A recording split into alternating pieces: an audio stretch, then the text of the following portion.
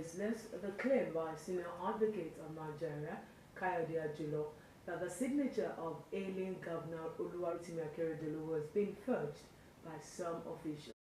Attorney General and Commissioner for Justice Charles Titilo described the allegation as mischievous. Ajulo, who appeared on an Abuja-based television program, had said he had it on good authority as a lawyer. Titilo said the only person who can claim the signature is forged is Mr. Governor. Nobody can say that on his behalf.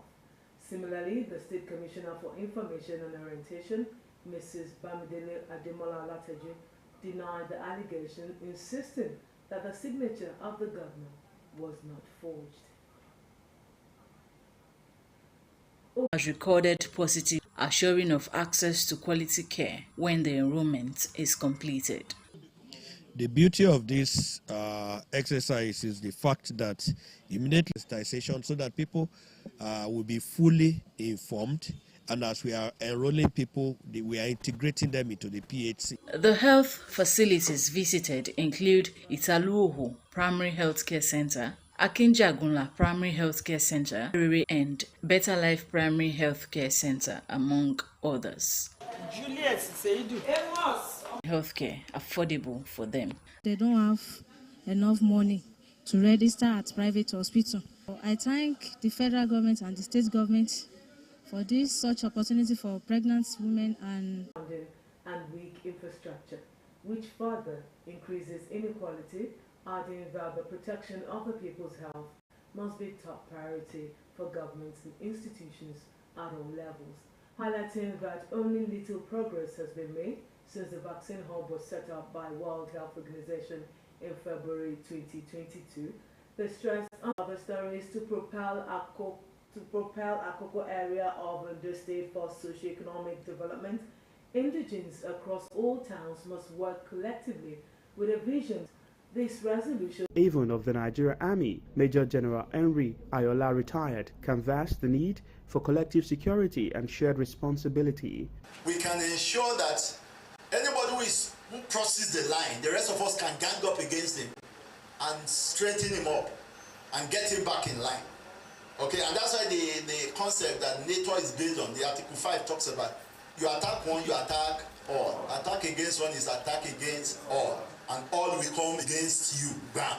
That is enough to deter even the most crazy leader somewhere.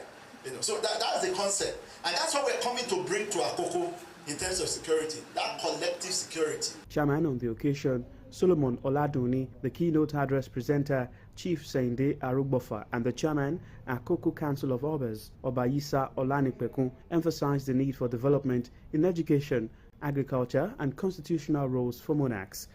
To develop economically in any country, in any nation, in any society, education is the cornerstone. If we don't invest in education, we are not doing the work yet. Governor Oluwarotimi Akeredolu, represented by Commissioner for Water Resources, Public Sanitation and Hygiene, Fatai Olotu, commended the initiative, describing it as complementary of government's efforts towards development. You will see the effect that since the creation of Amotekun, it has been a downward trend in the security challenges we have. We cannot compare now to about 5 or 6 years in Akoko land and in Ondo State.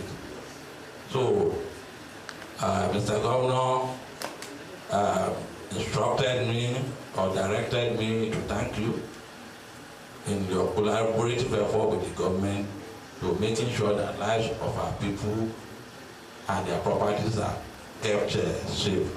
The stakeholders are confident that working together in unison more than ever before will propel Akoko to greater prosperity on all fronts and restore the good old days in the region.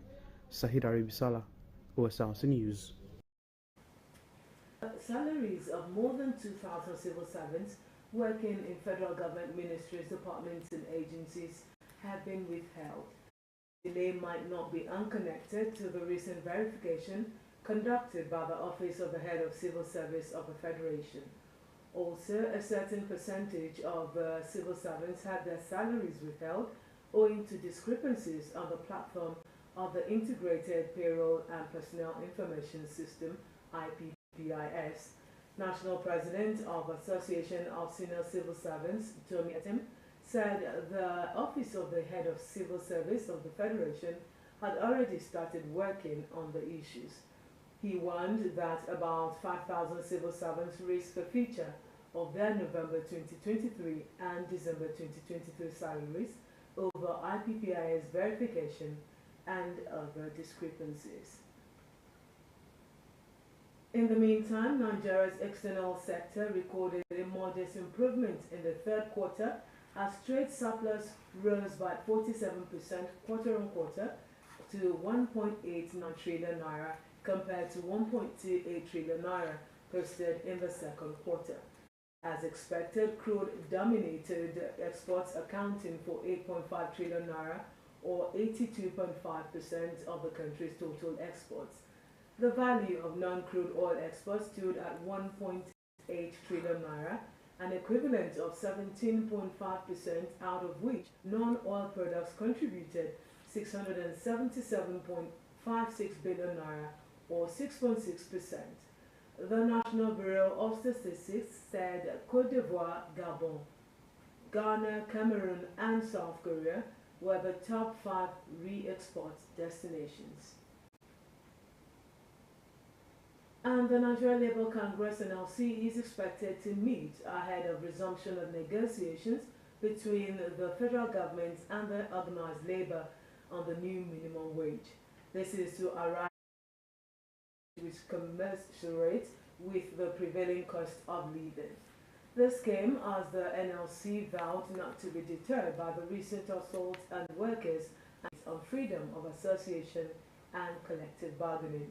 NLC President Joe Ajero, who gave the expression at the opening session of the NLC 2023 Hamilton School in Abuja, said the removal of subsidy on petroleum products has further exacerbated the challenges faced by working people, unleashing severe pain and contributing to galloping inflation and increasing inequality and poverty.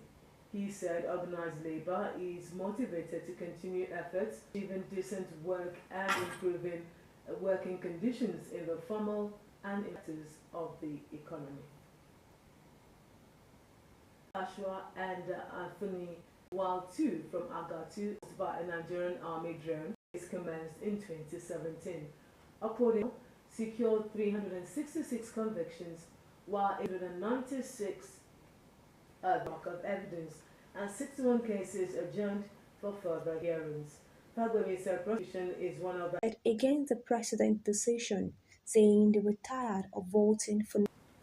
Residents on a Japanese island close to Taiwan are worried they would be unable to cope with an influx of refugees if conflict between Taiwan and China broke out. Yonaguni Island's officials say their plea for help to the Tokyo government went unheard. Akintoday Akishimala has details.